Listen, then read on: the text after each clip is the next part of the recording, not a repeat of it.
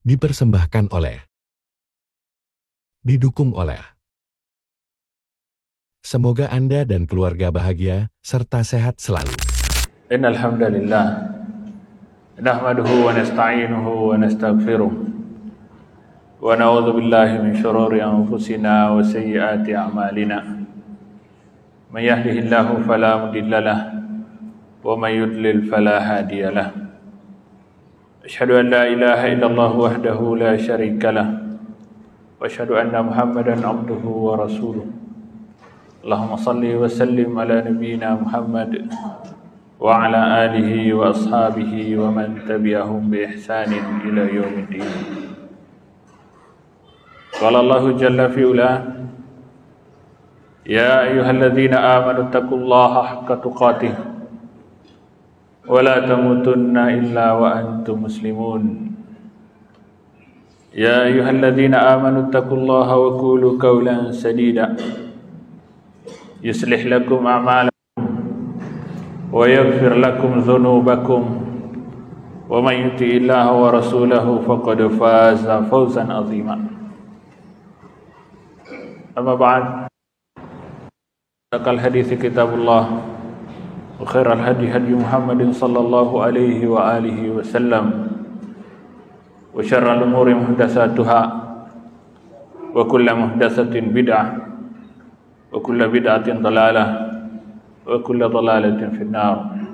Kaum muslimin yang dimuliakan Allah Subhanahu wa taala, dalam sebuah cita-cita memperoleh atau meraih atau mewujudkan tamkin, eksistensi di muka bumi ini, ada satu fase yang mesti kita lalui. Fase yang dulu juga pernah dilalui oleh seluruh pejuang di jalan Allah Subhanahu wa taala. Bahkan para nabi dan rasul pun melaluinya. Fase itu adalah marhalatut tadhiyah. Fase pengorbanan. Fase di mana kita dituntut untuk memberikan apa saja yang kita miliki. Dan itu dicontohkan dengan sangat indah oleh para nabi dan rasul Allah Subhanahu wa taala. Semua mereka lakukan, semua mereka berikan, semua dipersembahkan di jalan Allah Subhanahu wa taala. Hal itu pula yang dicontoh oleh orang-orang soleh setelah mereka. Sebelum Islam meraih tamkin, eksis di dunia, maka para pejuangnya dulu telah melakukan semuanya. Jangan dirahmati Allah Subhanahu wa taala. Namun sebagai manusia biasa, dalam kehidupan kita sehari-hari, setan tidak henti-hentinya membisikkan kepada kita agar selalu mengulur waktu, agar selalu menahan diri, agar tidak mau berkorban, agar istirahat saja dulu, dan seterusnya dan seterusnya. Hal-hal yang senantiasa melemahkan perjuangan seorang muslim. Bila kita melihat dalam Al-Quran, banyak sekali ayat dalam Al-Quran di mana Allah Subhanahu wa taala menggandengkan jihad harta dengan jihad jiwa. Wajahidu fi sabilillahi bi amwalikum wa anfusikum. Itu banyak yang seperti itu. Berjihadlah di jalan Allah Subhanahu wa taala dengan harta dan jiwa. Selalu begitu. Dan jihad adalah salah satu bentuk pengorbanan yang kita butuhkan.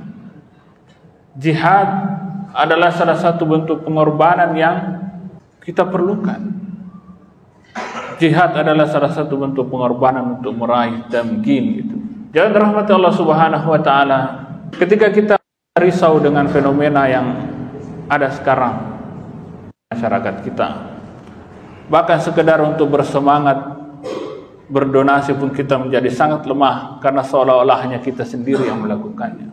Ada banyak kisah yang ditulis dengan tinta emas dalam lembaran sejarah besar Islam dan kaum muslimin, yang bisa kita baca, yang bisa menjadi penghibur kita. Betapa orang-orang soleh dulu telah melakukan pengorbanan yang luar biasa besarnya hanya untuk memenangkan Islam.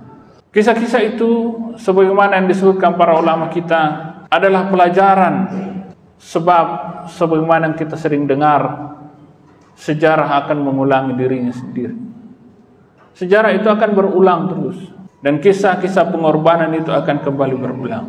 Jangan rahmat Allah Subhanahu wa taala, Zunnurain, satu-satunya orang di muka bumi ini yang menikahi dua putri Nabi sallallahu alaihi wasallam. Bahkan ketika istri keduanya meninggal, Rasulullah SAW mengatakan, seandainya kami punya anak perempuan yang ketiga, lazawajnaha Utsman, maka saya akan nikahkan lagi dengan Utsman. Utsman bin Affan radhiyallahu taala an, sahabat yang sering disebut-sebut sebagai orang yang punya semangat berkorban yang luar biasa. Ketika perang Mu'tah digelar, Nabi sallallahu alaihi wasallam menghimbau seluruh orang, semua sahabatnya, untuk berlomba-lomba berdonasi untuk menyiapkan angkatan perang, karena waktunya berada di tengah-tengah musim panas. Ketika Nabi sallallahu alaihi wasallam mengangkat wacana itu di masjid, siapa yang mau menyumbang untuk menyiapkan angkatan perang itu? Utsman berdiri mengatakan, ya Rasulullah, ya Rasulullah, saya tanggung 100 unta lengkap dengan perlengkapannya. Lalu Nabi bertanya lagi, siapa lagi? Utsman lagi berdiri, ya Rasulullah, alayya miyasaniya, saya 100 yang kedua ya Rasulullah. Sampai Nabi tutup dan Utsman menyumbangkan 950 unta, 50 ekor kuda perang. Suatu ketika Nabi SAW mengatakan, siapa yang ingin membebaskan sumur milik orang Yahudi yang sangat bagus airnya. Tapi orang Yahudi itu karena dia melihat orang-orang suka dengan airnya, dia memasang tarif, sehingga kaum muslimin sebahagiannya tidak bisa mengambil air di sana karena tidak bisa membayar. Maka Utsman pergi membeli sumur itu dan diwakafkan kepada kaum muslimin. Dan wakaf itu masih ada sampai sekarang. Kalau kita umrah, haji, di Madinah ada hotel besar, itu adalah wakaf dari Utsman bin Affan radhiyallahu taala. Ada tulisannya. Jangan dirahmati Allah Subhanahu wa taala. Suatu ketika seorang yatim datang kepada Nabi sallallahu alaihi wasallam. Dia mengatakan, ya Rasulullah, saya membangun dinding rumah saya. Fataradathu nakhlatahu hadhihi. Tapi dinding itu terhalang oleh pohon kurma milik, tidak bisa disempurnakan karena ada pohon kurma pas di perbatasan tanah itu milik tetangga. Maka yatim ini membantunya meminta pohon kurma itu agar direlakan. Maka Nabi mengatakan, ya fulan, ati nakhlatal yahi, wahai fulan, berikan kurma itu saja kepada saudaramu. Orang itu mengatakan, la, tidak mau. Nabi membujuknya 3 kali, tetap dia tidak mau. Lalu Nabi mengatakan, atihin nakhla walaka biha nakhlatun fil jannah. Berikan saja itu kurma dan kau akan dapat gantinya kurma di surga. Orang itu tidak mau. Di antara sahabat yang hadir di majelis itu ada seorang bernama Abu Dahdah. Ketika dia dengar-dengar ada surga, ada kurma di surga, dia berdiri mengatakan, ya Rasulullah, kalau saya beli kurmanya ini, lalu saya hadiahkan ke apa, dapat kurma di surga? Nabi mengatakan iya. Maka tiba-tiba dia mengatakan kepada pemilik kurma itu, ya fulan, atadri bustani, kau kenal kebunku? Orang itu mengatakan, saya tahu. Min ahsani basatini ahli Madinah, kebun paling bagus di kota Madinah. Isinya 600 pohon kurma, tambah rumah, tambah sumur. Bustani kullah wa atini hadhihi nakhla. Ambil semua itu kebunku, kasih saya. Diambil itu pohon kurma, dibeli dengan harga 1 kebun kurma. Abu Dahdah ingat di dalam kebun itu masih ada istrinya sama anaknya. Beliau cepat-cepat ke sana disuruh keluar. Diteriak dari luar. Dia mengatakan, ya Ummah Dahdah, ukhruji minal bustan lakadubitu. Ya Ummah Dahdah, dari istrinya bilang, kau jual kepada siapa? Bi'tahu liman. Abu Dahdah mengatakan, bi'tuhu lillahi. Apa kata istri yang solehah itu? Dia mengatakan, Rabbihal bai'u ya Abu Dahdah. Jual beli yang sangat menguntungkan. Di pintu kebun, di perutnya, anaknya membawa di sakunya biji kurma 3 biji. Dikeluarkan itu. Dia mengatakan, hadhihi laysat lana, hadza lillahi rabbil alamin. Ini bukan kita punya lagi. Dia kembalikan ke dalam kebun. Lalu mereka keluar satu keluar. Al-Imam Abu Nu'aim Al-Asbahani menyebutkan satu riwayat dan sanad yang sahih. Ketika terjadi jihad di salah satu perbatasan kaum muslimin di kota Raqqah, Irak, sekarang masuk bagian Tikrit. Panglima perang kaum muslimin Abu Qudamah menghimbau orang di masjid agar menyumbang, agar ikut berdonasi. Orang ramai-ramai menyumbang. Ketika malam hari, ada seorang datang ke rumahnya panglima ini, dan orang baru di sini, hanya lewat saja. Tapi ada orang yang datang bertamu. Ternyata ada seorang ibu-ibu yang datang bertamu dan mengatakan, ya Aba Qudamah, kuntal hasaita nasa fil masjid. Hari ini engkau memotivasi orang-orang di masjid untuk berdonasi untuk jihad. Tapi saya tidak punya apa-apa. Saya pikir apa yang saya harus berikan kepadamu untuk jihad, kecuali kis ini, kecuali satu kantong ini. Dibuka, apa itu? Ternyata pas dibuka, itu adalah rambutnya yang dikepang, yang dipilin jadi seperti tali. Terus dia mengatakan, saya berharap engkau menggunakan ini ditali ke kudamu, agar Allah melihat bahwa saya ikut menyumbang fisabilillah. Jangan dirahmati Allah Subhanahu wa taala. Hal sepele sekali. Tidak masuk di akal waktu itu. Kenapa ada? Tapi begitulah semangat orang-orang soleh terdahulu. Tidak ada harta, tidak ada uang, tidak ada apa yang bisa disumbangkan. Rambut pun disumbang. Jangan dirahmati Allah Subhanahu wa taala. Apa kesamaan dari ketiga kisah itu? Tiga-tiganya mengajarkan kepada kita bahwa ketika pengorbanan itu asasinya adalah akhirat, di sanalah kaum muslimin mendapatkan tamkin. Di sanalah kaum muslimin mendapatkan kemenangannya. Di sanalah kaum muslimin eksis di muka bumi.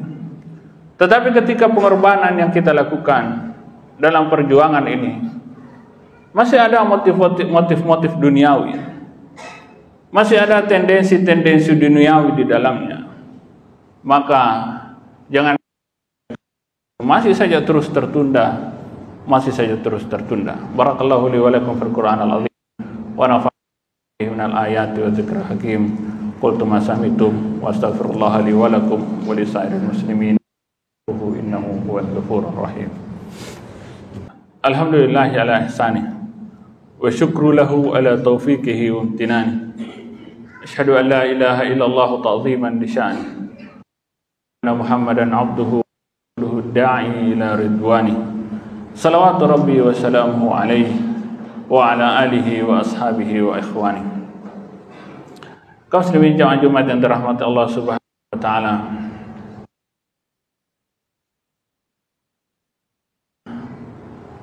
Dimuliakan Allah Subhanahu wa taala dengan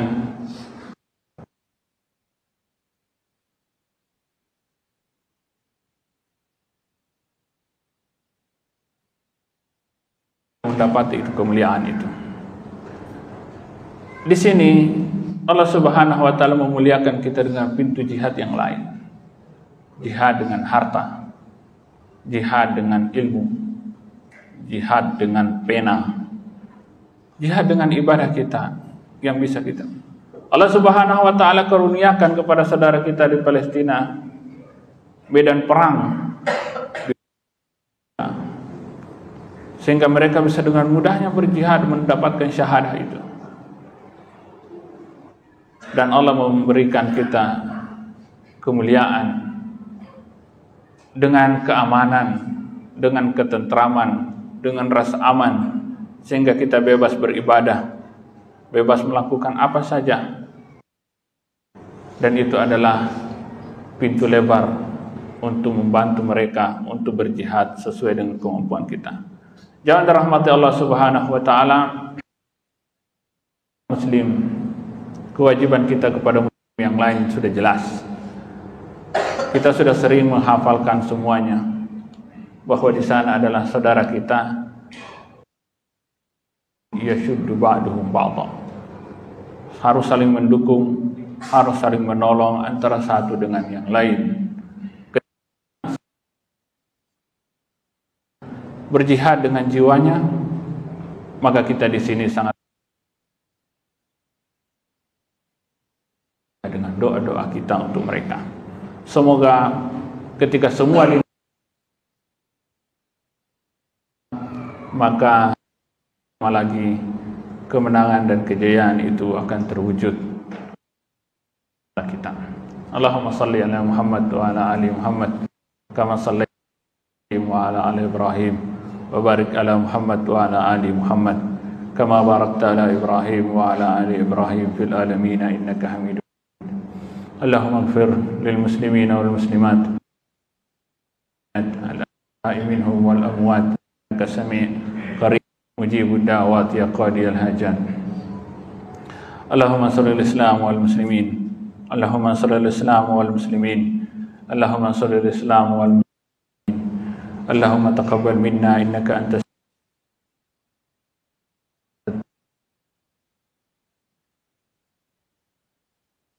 hasanah wa qina adzaban nar.